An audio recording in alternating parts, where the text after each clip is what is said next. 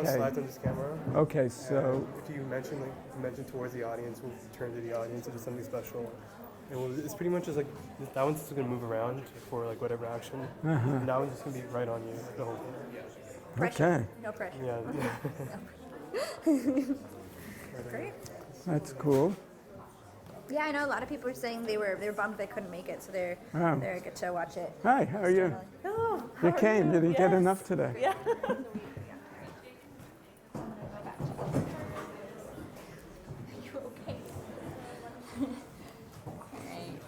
Okay. Hi.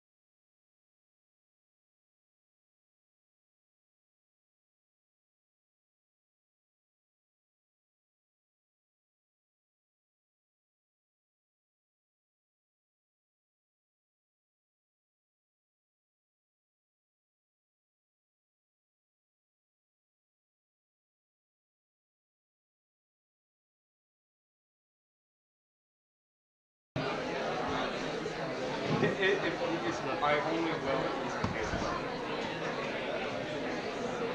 Just ask me if it's okay.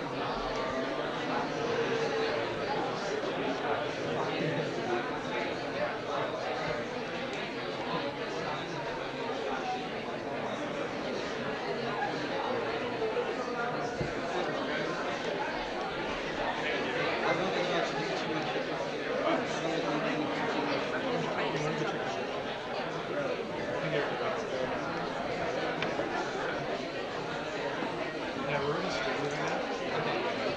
Fair enough. Yeah, it's already over. So the sound is not picking up? For some reason, Okay. So you're gonna use the boom mic? these are like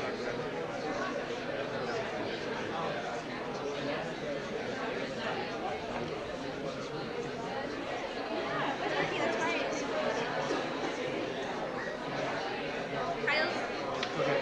Yeah, it's not on you.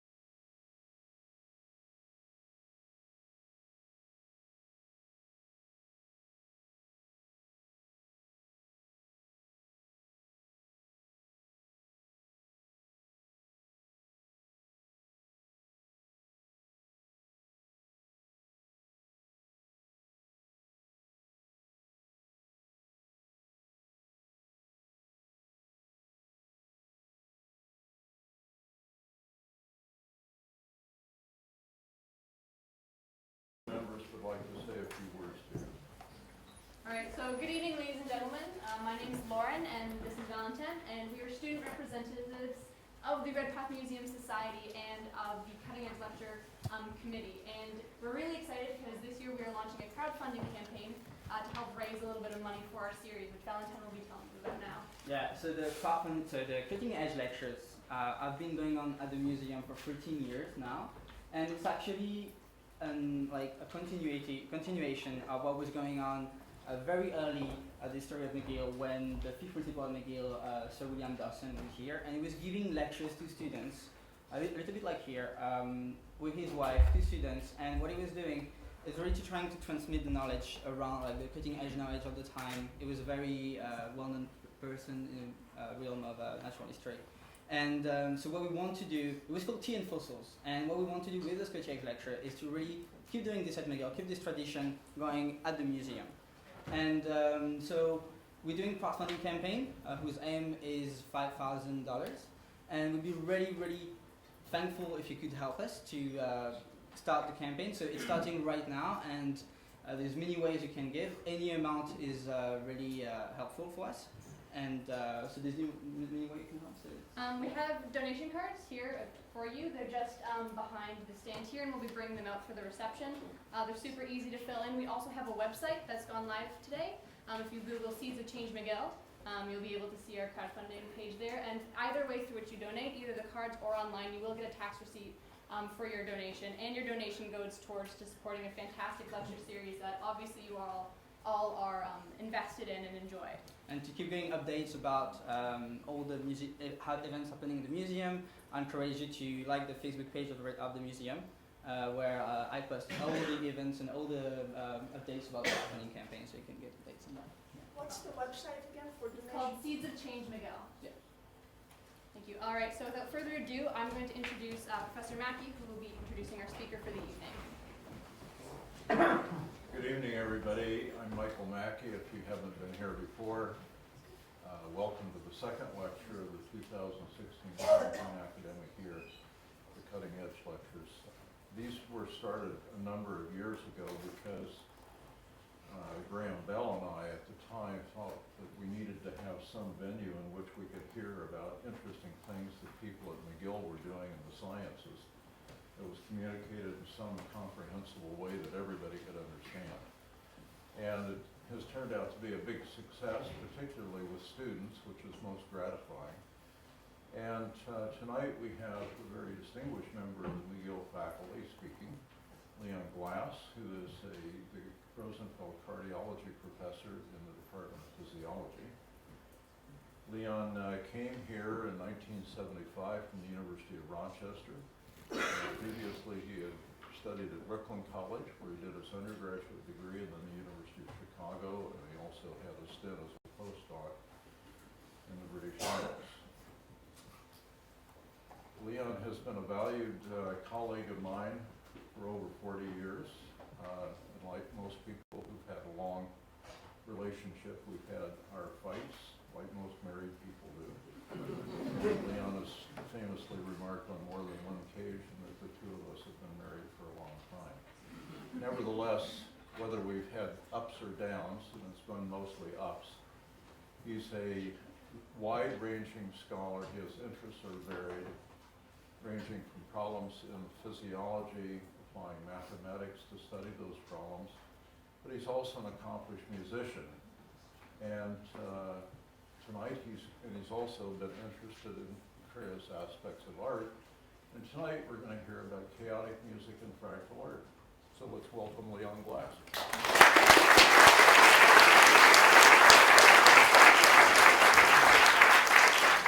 Okay, thanks very much, Michael, and thank you all for showing up. So a rough outline of the talk is as follows. I will give several demonstrations of sound generated in unusual ways, several demonstrations of images generated in unusual ways, and there's a basic question, which is how do our brains interpret what we perceive? What do we think is beautiful?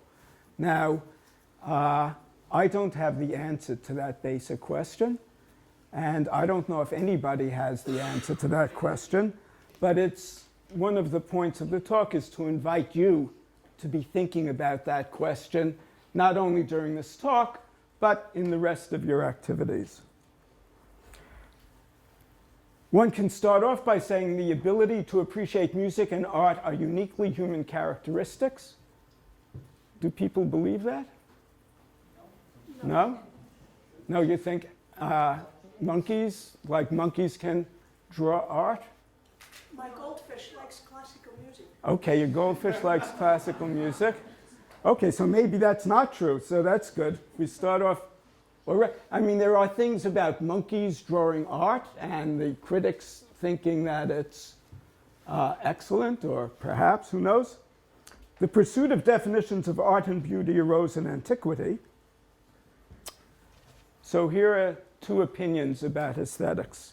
The chief forms of beauty and order are symmetry and definiteness, which the mathematical sciences demonstrate in special degree. That's Aristotle. I kind of like that because it gets into mathematics and the beauty of mathematics. And of course, one of the areas in which I work is in mathematics applied to physiology. The contrary view is aesthetic theory is a logically vain attempt to define what cannot be defined, to state the necessary and sufficient properties of that which has no necessary and sufficient properties. So that's by a more contemporary philosopher of aesthetics, Morris White. Now, chaotic music. Okay, so chaos is a term which is used now to describe aperiodic dynamics in deterministic systems. What does that mean? A deterministic system is a system in which we might have an equation, and using the equation we can say what will happen at all times in the future. Okay? An example here, and this is, I think, is the only formula I have in the talk, so don't worry. This is an equation of a parabola, and basically what it says is if we know the value xi at some time, we can apply this formula and we can determine the value of xi at another time. The value will be determined by a parameter, which is a. Depending on what the value of a is, to a steady state, we may oscillate back and forth. We can oscillate in more complex rhythms through several points, or we can go into a rhythm which is aperiodic, which is what we call chaotic. This is what happens for most points a is equal to 4. Okay? Now, saying this in words, we can say the following. Take a typical number between 0 and 1. And typical is typical in a mathematical sense. In other words, 1/2 or 1/3 would not be typical. Subtract this number from 1, multiply the resulting number by 4 times the original number. This will give a new number between 0 and 1, and then we go back to the first step and repeat. This is called iteration. And for most numbers between 0 and 1, this generates an aperiodic sequence of numbers between 0 and 1. Okay, so this is one of the examples of chaos which people became familiar with. There was a big upsurgence in this area in the 1970s, and the book that I showed before by James Glick is a terrific review of the work that was done in this area up till the mid-1980s. Okay, now, there are many demonstrations in this talk, and I will be amazed if they all work, but let's see if the first one is. This is from a fellow who was both a chemist, who I knew at the University of Rochester, and also a physicist. He's a chemist and also a musician. So he was a jazz musician and composer. He went to Australia, I believe, to pursue his music career. His music went out over the science. But one of the things he did, and he also died at a really tragically young age, but one of the things that he did is he made up a demonstration tape in which he did a sonification of those time series. In other words, if it was higher, if the point was higher, he made a higher pitch. If it was lower, he made a lower pitch. And he did that from the chaotic time series. Let's see if we can get this to work. Example 1.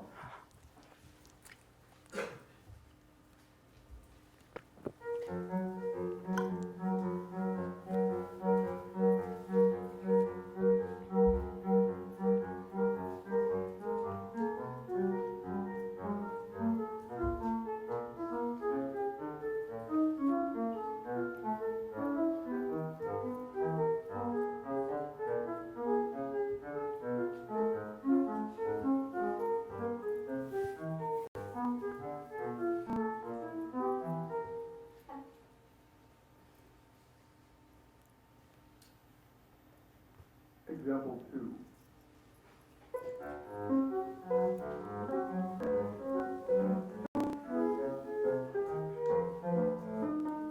There are about 15 examples. How many would you like to hear?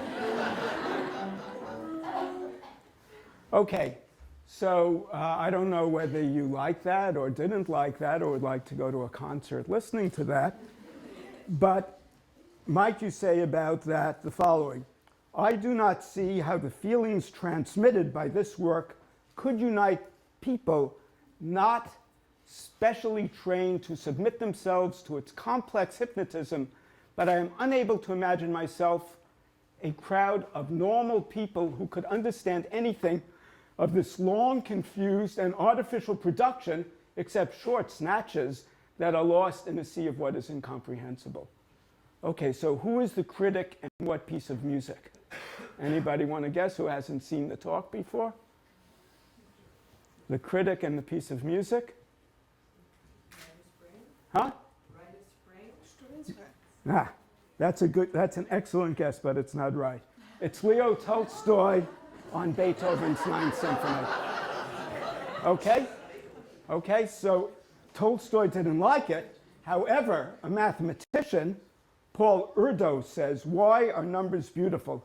It's like asking, why is Beethoven's Ninth Symphony beautiful? If you don't see why, someone can't tell you. I know numbers are beautiful. If they aren't beautiful, nothing is. So I think that's a totally delightful quote by one of the great number theoreticians of the 20th century. Now,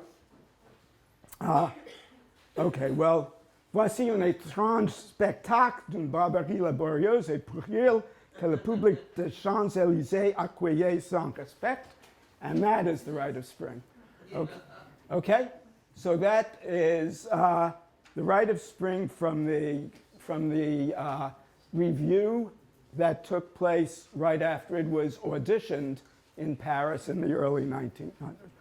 Okay, so this is just to point out one of the facts that what we might think is beautiful is something which may have a lot to do with what we have been experienced to or what we may deal with. Okay, so this is from someone who did a PhD. I think it was at MIT. She has a bunch of variations in which she started off with the piano piece by Bach. She's a serious musician. And for her PhD thesis, she did various permutations based on an algorithm that was based on chaos. So there are 3 excerpts. They're a little bit long, but I think I'll just play 3 excerpts without saying anything further.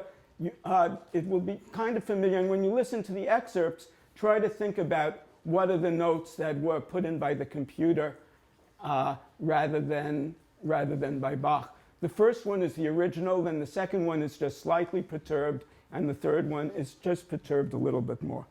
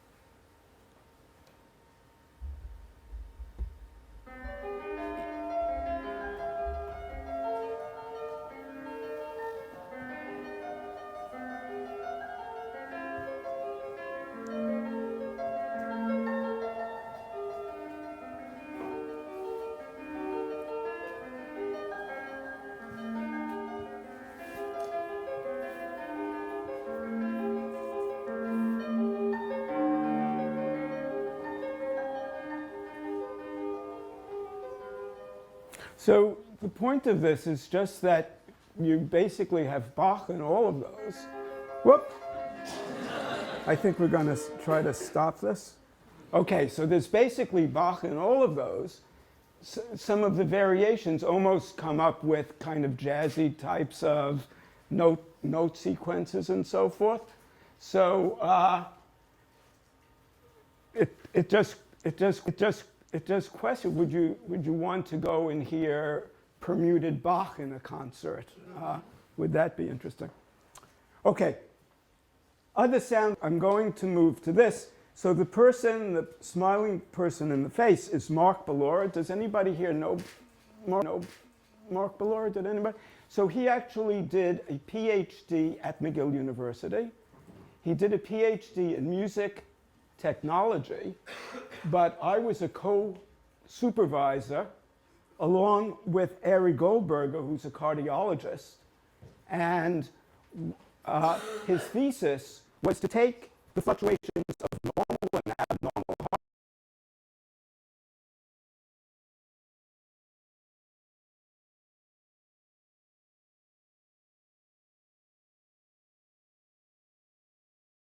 to that, and then to play it back at a much faster pace. And the idea of his thesis was that by sonifying these long time series and playing them back, you might be able to hear the differences between a normal rhythm and people who had various pathological conditions, various heart conditions. So here was the first one.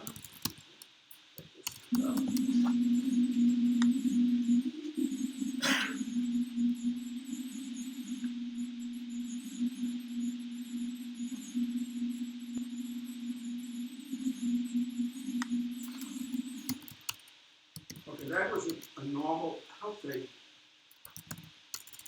person. And then this is someone that has sleep apnea. So this fluctuating up and down is because the breathing is on and off, and associated with that is the heartbeat keeps on fluctuating. Okay, so this was Mark's PhD thesis. He finished, and then he went on to Penn State University, and there he got involved in doing some things which are extremely interesting. And I'm going to introduce those with this next slide, if I can get it to go. Okay, so who knows what that's a picture of? That's a picture from the 1970s. So what group is that? Huh? Grateful Dead, yeah. And one of these people is the drummer, Mickey Hart. And Ricky Hart's going to play a role in this talk, and I think it's this person, but I'm really bad with faces. So, okay, so that's Grateful Dead was a rock and roll band back from the 1970s, and some of them are still going, others aren't. Okay. This is an album from the Mickey Hart band called Superorganism. And it's a combination of a band playing and also doing sonification of brain signals. So this is a demonstration. This is from a talk that was done by Mickey Hart and Adam Ghazali. Adam Ghazali is actually a neurologist at UCSF. And it's going to go on for about 3 or 4 minutes. And I'm going to try to play the whole thing if we get it to work.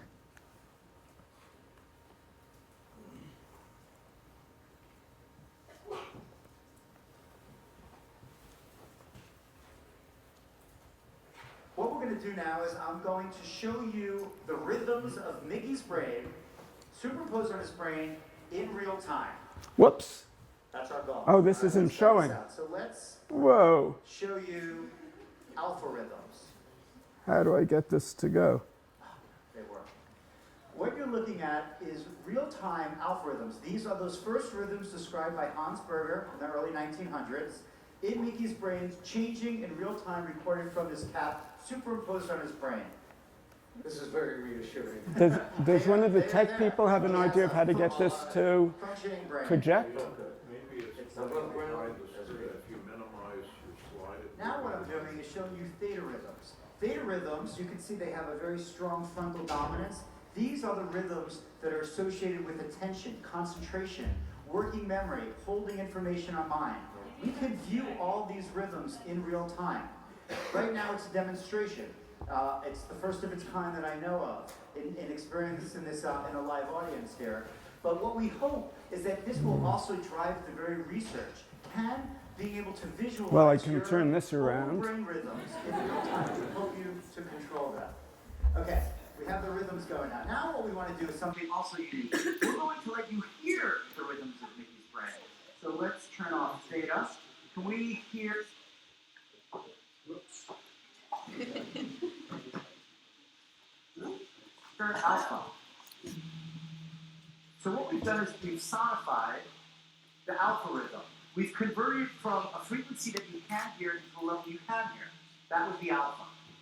Let's move over, turn it off, and take a look at theta.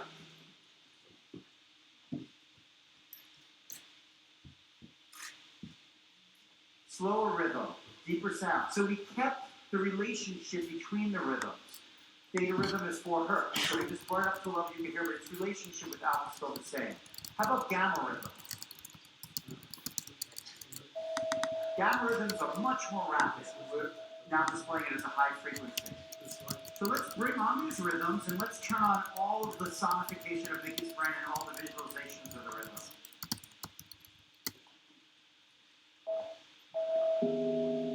So there we go. The song of Mickey's brain in real time with his visualization.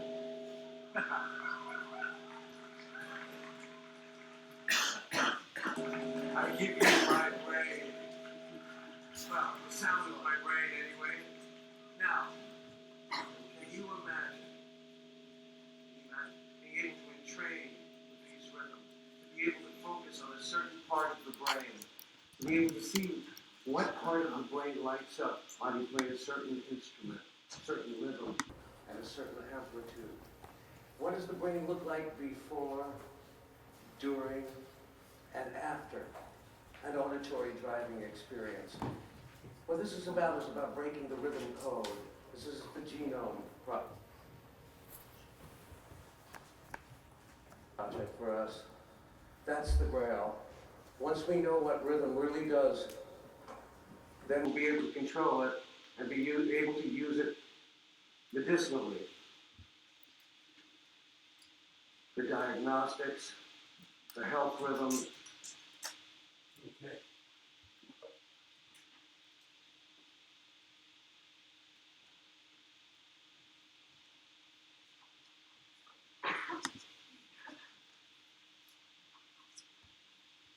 Okay, so that's first technical screw up. There can be others. So the point of that was really that they were projecting images on different regions of the brain. They were recording, and they were trying to do the sonification just exactly the same way that Mark was doing the sonification. Now, If you had seen the tape, you would have seen a small head in the back at a control table, and that was Mark Valora, and he says the following. That video is from the presentation at the AARP, so that's the American Association of Retired Professionals. That's an age range that can appreciate Mickey Hart. The sounds weren't direct reflections of Mickey's brain. The graphic software was doing a spectral analysis and sending intensity values for the various regions, alpha, beta, gamma, etc., to my computer, where I was running oscillators that were transpositions of these frequency ranges, and their intensity changes reflected the intensity changes I was being sent. So he was essentially sitting there with a control board that was doing an analysis of the brain waves that were coming off, and then sonifying them in real time, and then projecting them. This is from an album which recently came out, in which Mark Valora collaborated on the production of the CD using these sonification techniques. I'll also mention that Mark Ballora has also collaborated with an astrophysicist, a Nobel Prize-winning astrophysicist named George Smoot, on sonification of sounds that are coming from the cosmos. So, and there are museum exhibits in which they do this and things online also. Okay, so I wanted to move and I wanted to talk a little bit about this. fractal arts and dots. So, if we can get it to work.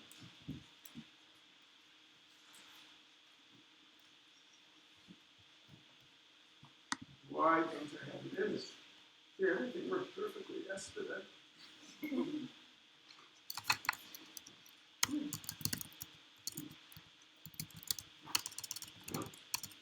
Is someone here who has any idea what I Can do.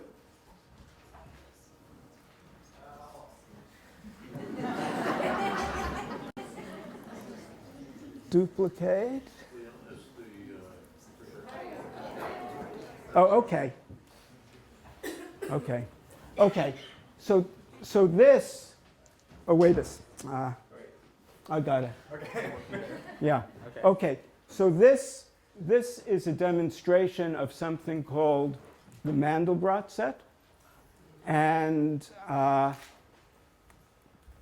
should have given you the information on how it's generated, but those are on the next two slides. But I don't risk going back to the two slides. Okay.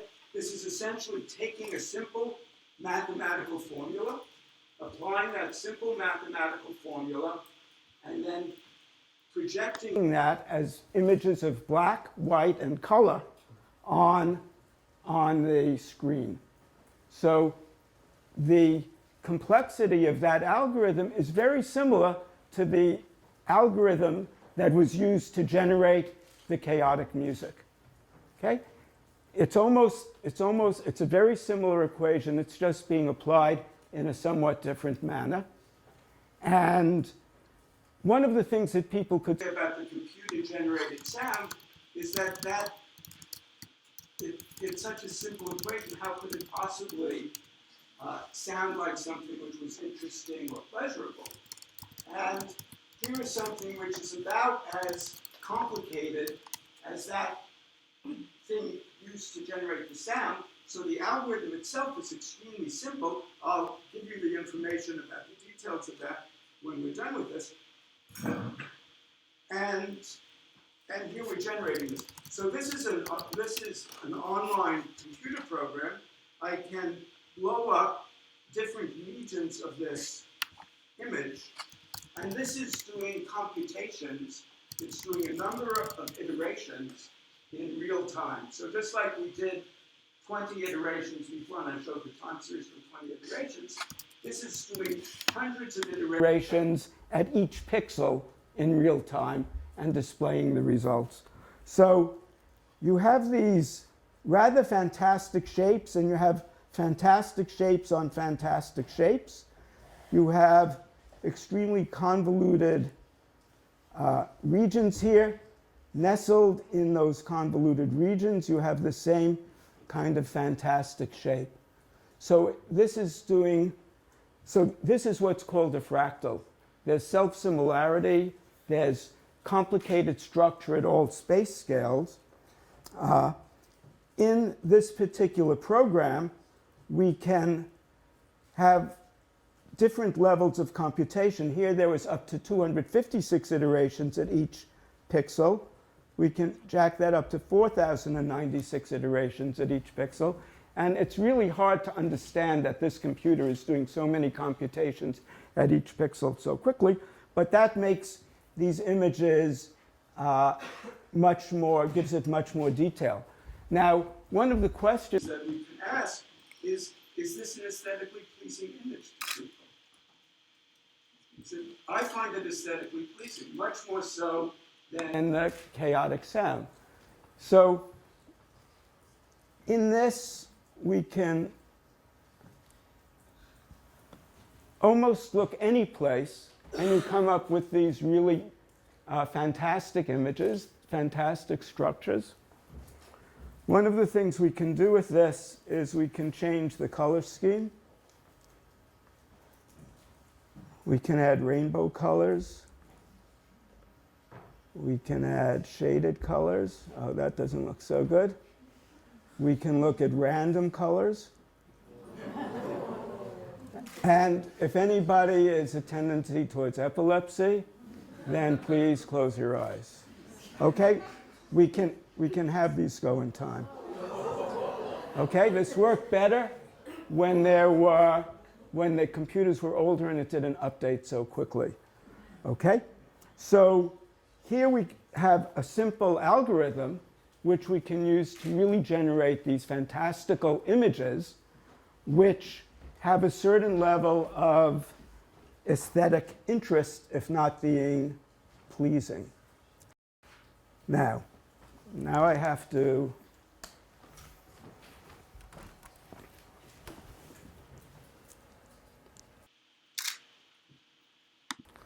see if I get this to work.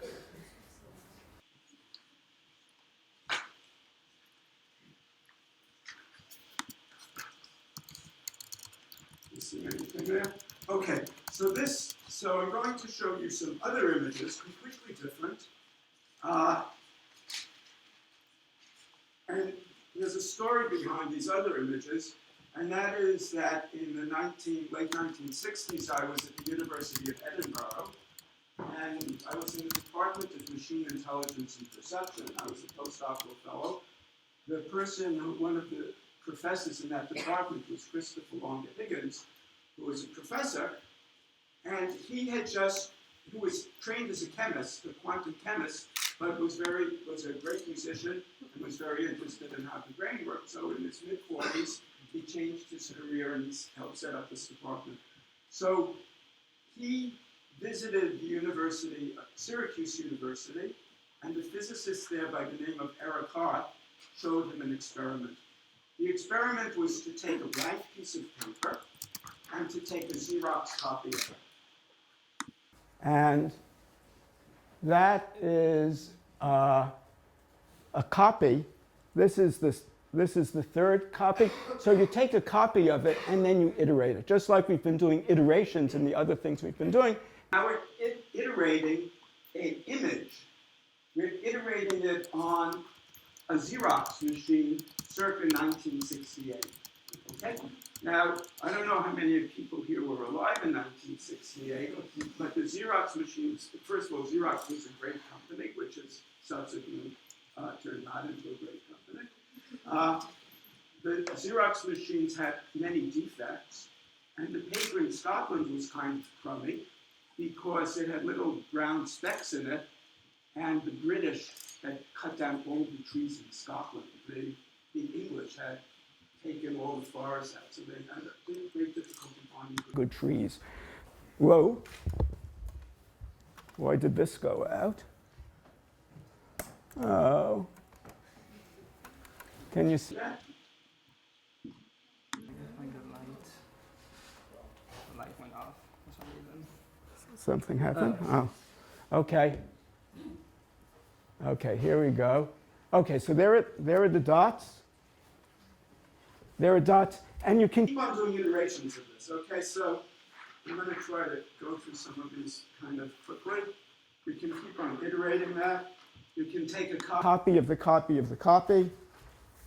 You can keep on doing it.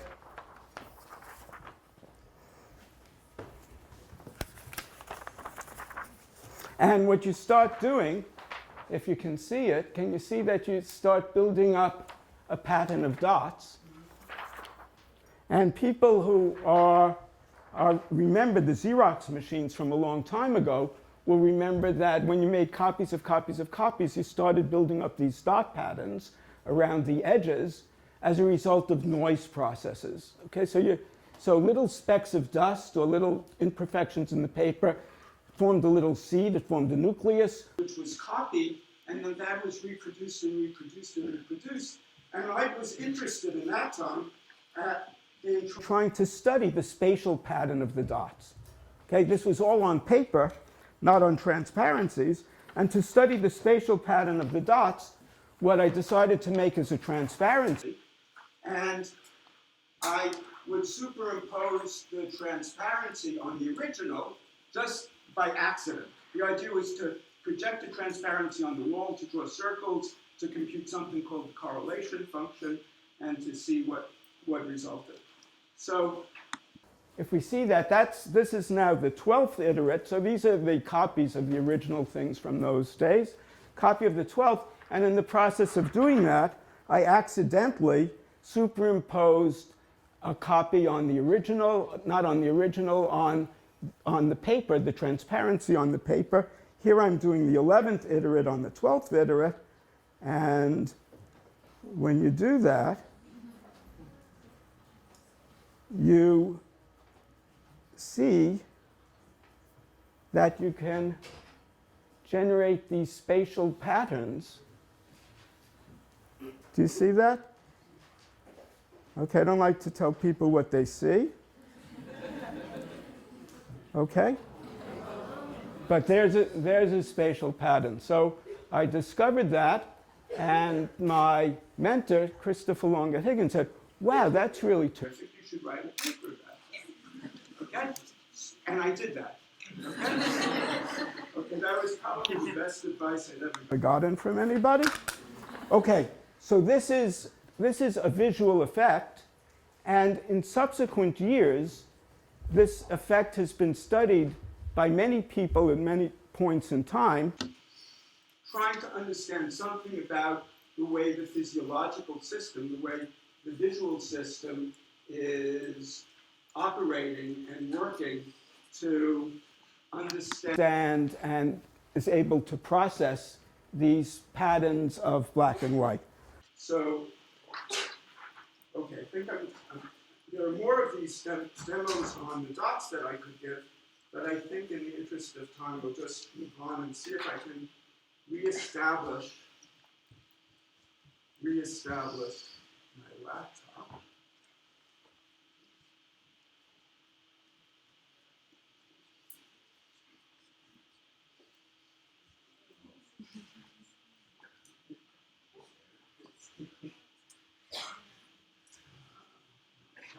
Point. Wait, is that there now? Oh.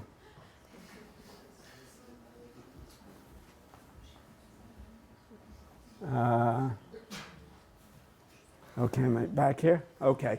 So this is a slide that I should have shown before, the Mandelbrot Patent. That's a picture of Benoit Mandelbrot, and he wrote 2 classic books on fractals. He made up the term fractals, and the fractal is meant to be things which are jagged at all space scales and also self-similar. A little piece looks like a big piece. And what he was saying, he talks about fractal geometry of nature. His belief was that fractals are a better description for many natural objects than the classic geometric shapes such as triangles or circles or squares or so forth. So I'm going to come back to that.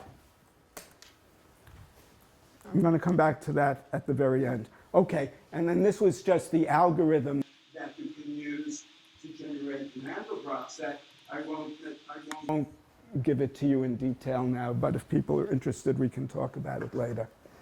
Okay. Okay, so there are the demos, which we did already. Now, one of the sub-themes of this talk is lots of interesting work in these areas and related areas have been done by people at McGill University. So it's extremely interesting that in putting the talk together, here I've given the talk at a few different places, but people who have some connection with McGill have played really a rather remarkable role in terms of contributions in this area. So these are pictures of Torsten Wiesel and David Hubel, who won the Nobel Prize in Physiology and Medicine in 1981. And a memoir about David Hubel said, he stayed in Montreal and went to McGill University. He did honors in math and physics, quote, because these subjects fascinated me and there was almost nothing to memorize.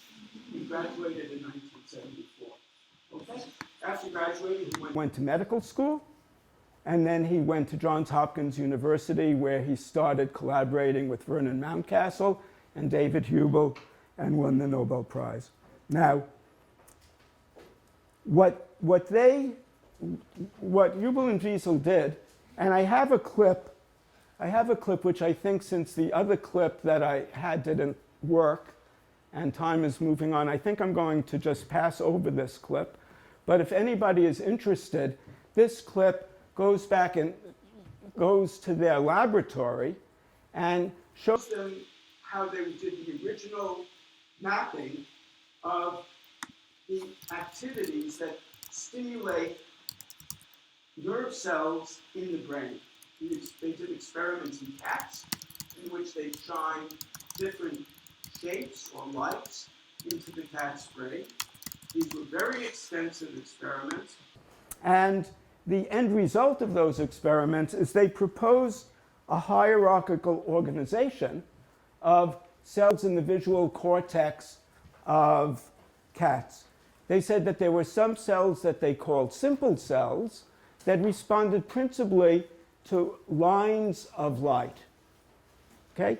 Lines of light with a certain orientation and a certain location in the visual field were maximally effective in terms of activating these cells. And on the video, you can actually hear those cells clicking away. They also showed that there were other cells they called complex cells, which seemed to sum up input from simple cells in given regions, small regions, and then they had other kinds of cells which they were calling hypercomplex cells. So they proposed a hierarchical organization of cortical cells in anatomy based on the physiological experiments, and for that they won the Nobel Prize. This is figured from a book by Eric Kandel. Now, the paper that I wrote that I referred to was published in Nature. This is a figure from that paper. And we said that we believe that the effect presented here provides additional experimental evidence that the early steps of human visual process may include the computation of local autocorrelations by excitation of line detectors and the subsequent averaging of local autocorrelations by collective excitation of the columns in the visual cortex.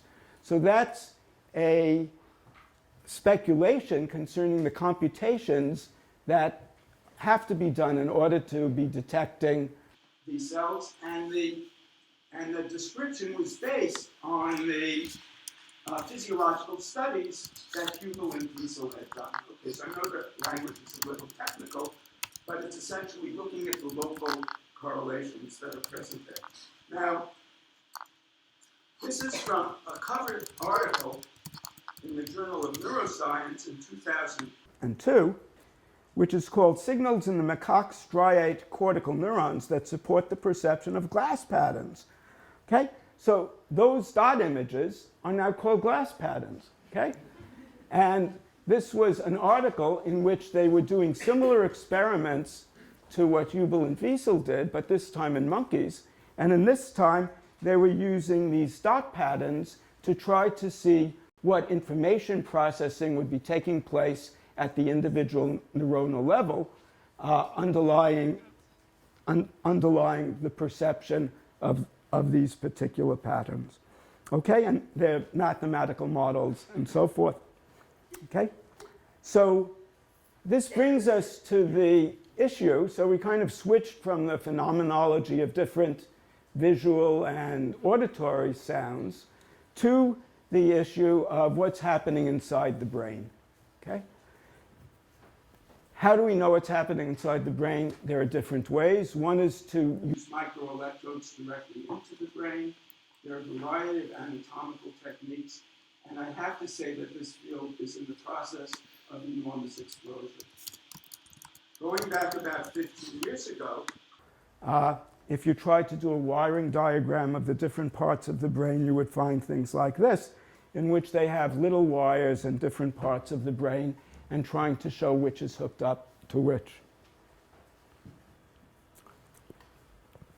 In modern technology, there are absolutely brilliant techniques that have been developed by someone who's a psychiatrist at Stanford University. His name is Carl Deisseroth. He's figured out ways to take brains, to dissolve away the connective tissue, and to image just the nerve cells that are left. He can also label the nerve cells using antibodies to pick up particular kinds of nerve cells. He can distinguish them by colors. And he can also do this down to the cellular and even subcellular level. So there's an amazing new technology which is now developed, and this technology is now about 4 years old.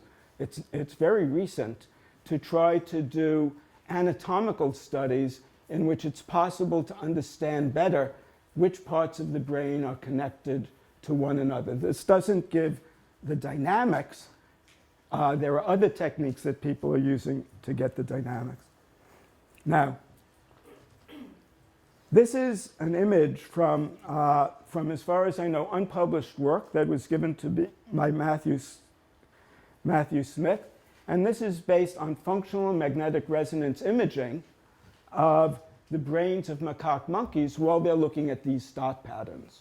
So they're trying to see, in this technique, they try to see which areas of the brain are more active given certain visual input. So given a certain visual input, which area of the brain is more active, which is less active.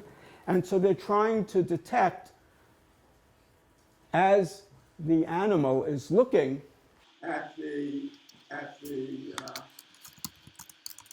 figures, which parts of the brain are lit up, which parts of the brain are more active. So this is some way that they can understand something about the functional connectivity, and also realize that when you're seeing some complex image or hearing some complex sound, it's not just one region of the brain that's active, but there are many, many areas of the brain that are active. Along the same line, but now turning to music, this is from a paper, once again, by two McGill professors, Robert Zatori and Alan Evans, and students, Zatori and Evans, in which they are now giving music with some which is pleasant, some of which is not pleasant, and they're doing PET scanning. They're using another method, using positron emission tomography combined with magnetic resonance imaging to try to identify the regions of the brain which are activated under different types of pleasant or unpleasant auditory inputs. Another McGill professor, Daniel Levitin, in the psychology department. He wrote a terrific book, This Is Your Brain on Music. And I was also interested, I found this yesterday.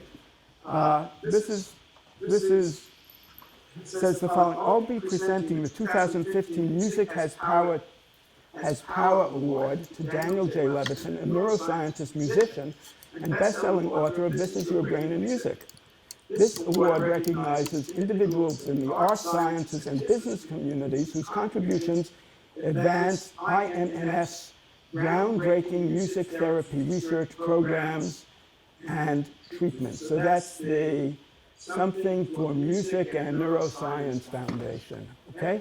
So that's a foundation which is set up in Bronx, New York, which is trying to use music as a healing and diagnostic property. So it's remarkable that Daniel Levitin was one of the people who won this award, and also that Mickey Hart was the person who gave it to him. Okay? And here's from one of the technical papers from Daniel Levitin. He sent me a couple of the slides from his presentations. Once again, doing imaging of intact brains to try to identify which regions are active under different sets of stimuli. One of the things that he stresses is that there are many different areas that are involved in terms of if you're performing music or if you are listening to music. It's not just one area that's active, it's multiple areas which are all playing a role.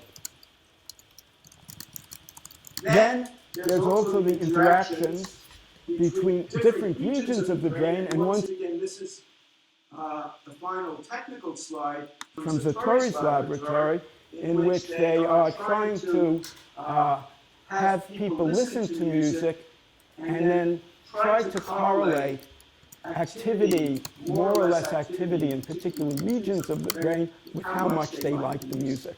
They could determine how much they like the music by having a fake bidding process where they would have to pay to get a CD of that music. So they could correlate activities in different regions of the brain with their preference for music. Okay? And then finally, this is the final slide from Daniel Levitin. Music, more so than speech, engages emotional centers, mediating reward and arousal, the same networks associated with eating chocolate, taking opium, and having orgasms.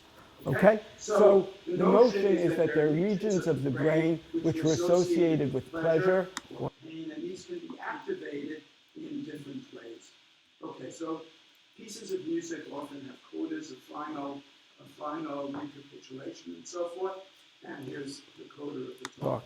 So in the body, there are fractals. So here we have a respirologist sitting in the audience there. The structure of the lung has a fractal structure. There are airways, there are venules, there are arterioles, which are all very close together in the same area. And if you follow things that Mandelbrot said, the fractal geometry may be the best geometry that one could imagine, which is possible to do that. So in the body, there are fractal structures, and they're important in the context of how the body functions. Nature photographer Elliot Porter, in many of his images, you have pictures of clouds and trees and mountains.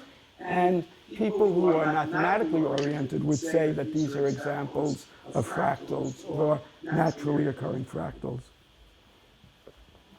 Jackson Pollock, there was a December 2002 article in the Scientific American talking about the fractal structure of Jackson Pollock.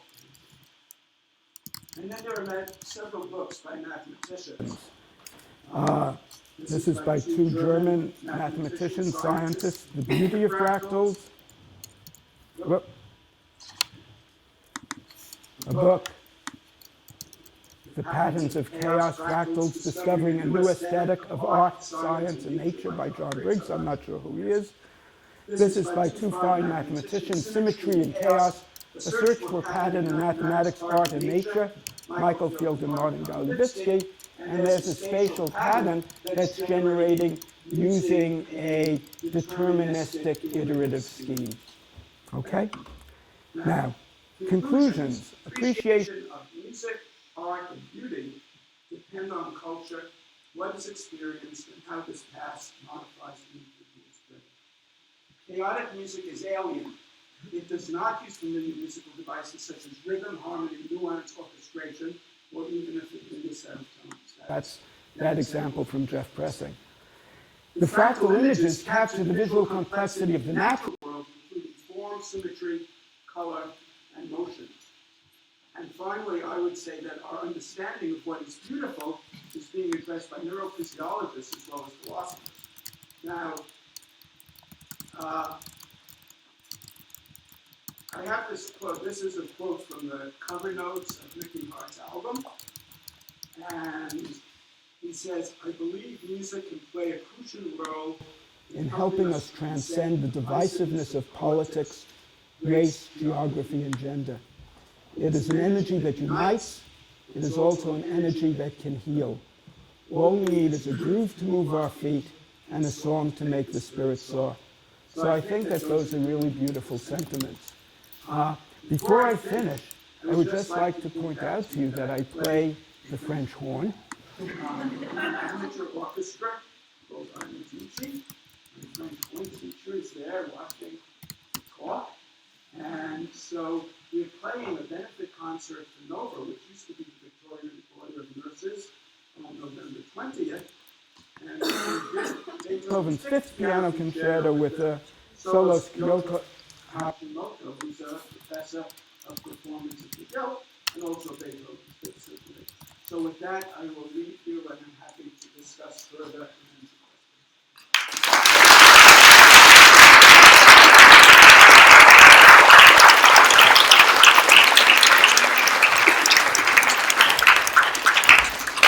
Thank you very much. On behalf of the Cutting Edge Lecture Committee, I'd like to thank you. We have a little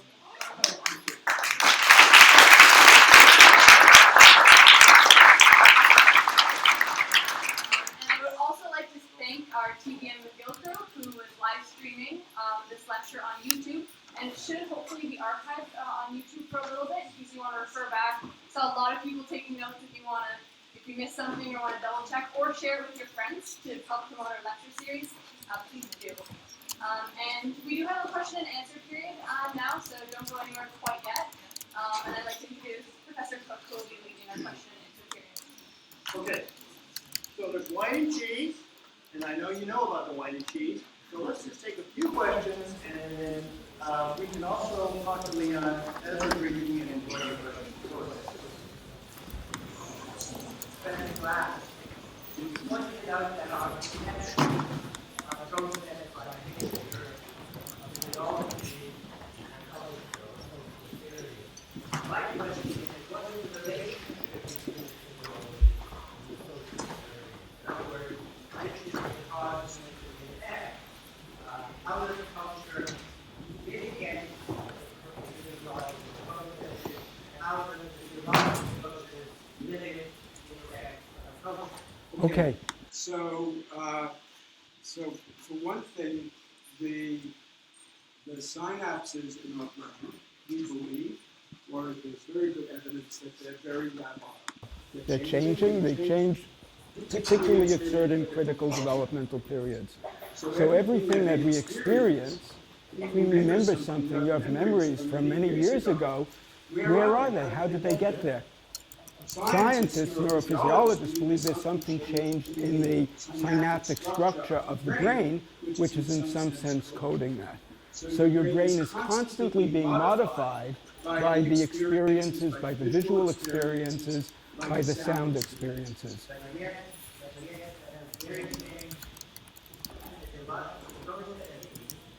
Have certain natural control or characteristics which affect the way the culture is processed. In other words, it's not just totally open, there are limitations to how it makes Sure. So I think that everything in the culture and so forth is affecting our brain. One of the interesting chapters in Levitin's book poses the question about evolution of appreciation of music. Is evolution of appreciation of music something that just happened, secondary to other processes such as ability to recognize speech, or is there something very specific about musical abilities? So I think that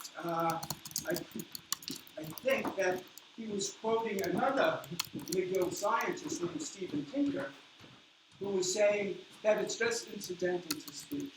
Okay? We might like music like we like cheesecake. We need sugar, we need things that are nutritious, not harmful. We've gotten, in evolution, we've learned the taste of sugar, we've liked the taste of fat, but we never evolved to like cheesecake. Actually, I don't really like cheesecake very much. But we didn't evolve to like cheesecake, nobody would say that. He was saying that Tinker thinks the same for music, whereas I think, I don't want to put words in Daniel Levitin's mouth, but I think that what his point is that evolution was very helpful, music was very helpful in evolution and that if you could sing well, for example, you might have a better chance of getting a good mate than if you couldn't sing well, or if you're a good drummer, or something like that. So he felt that music may have been really playing a very important role in evolution. So all of these are matters that are interesting, but also very speculative. Yeah. In ancient cultures or primitive cultures, they use chaotic patterns in their music. And something similar closer to it, like algorithms, different notes that don't I mean, for sure there's, so first of all, I'm not an expert in musicology, but for sure if you ever go to the percussion concerts that take place at the McGill Faculty of Music, you can hear people who are hitting out very, very complicated rhythms. I have no idea how they do that. If you go to Park Avenue in summer, you hear all kinds of complicated rhythms shifting and moving in different ways. So I think that there's a huge diversity in terms of the way different cultures have made music and what music they found satisfying. Maybe it's a way to distinguish cultures. I don't know. Yeah. I noticed you had Eric Campbell's name Yeah. when you were speaking of Hugo and Yeah. the other gentleman. Weasel. Weasel. Eric Campbell, the Nobel Prize. Yes, right. Yeah. He published with us, meaning Brian Collier, when I ran neurochemistry 4 years ago.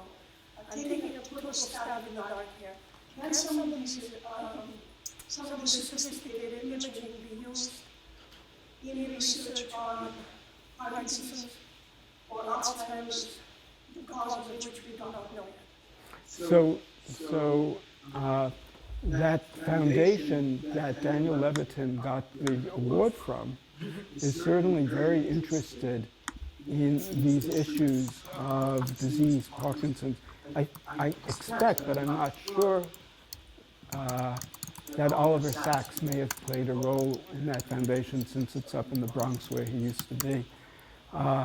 So exactly, for sure there are people who are doing imaging to understand pathways in people, and I'm sure also that there are many, many animal models now. The imaging modalities which were developed in the last decade, and Desserrat was certainly one of the people who's really a leader in this, is dissecting pathways, and there are animal models for many diseases, and the way the cells are communicating in this is being studied intensively now.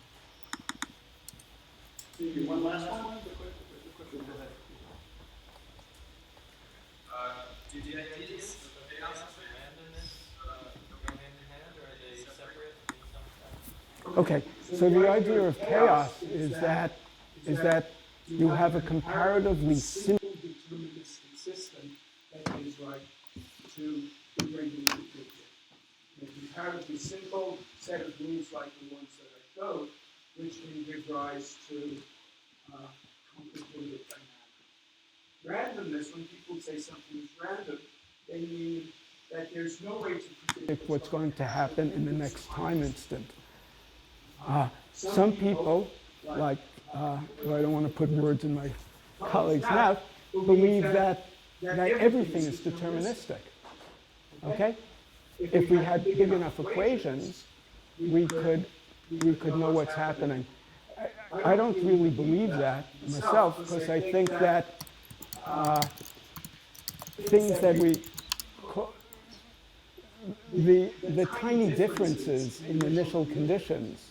One of the hallmarks of chaos is that tiny differences in initial conditions, meaning positions of particles or positions on the line, which are finer than anybody could ever possibly hope to measure at any point in time, will eventually expand in chaotic systems. So in random systems, one often thinks about things that are called probability densities. And people can also characterize chaotic systems in this way. So I think that there's a difference between, in my mind, there's a difference between systems that one would say are random and systems that would say are chaotic. But there's a lot of interest in how you go back and forth and where does randomness come from, meaning things that we think are random. Like Brownian motion, for example. With that, I'd like to thank everyone for attending. Appreciate it. For questions, I'd like to talk about it.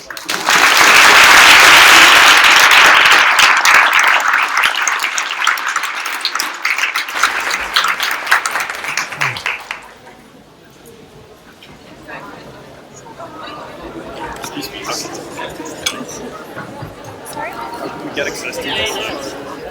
Give me 1 second, I'm going to stop the stream.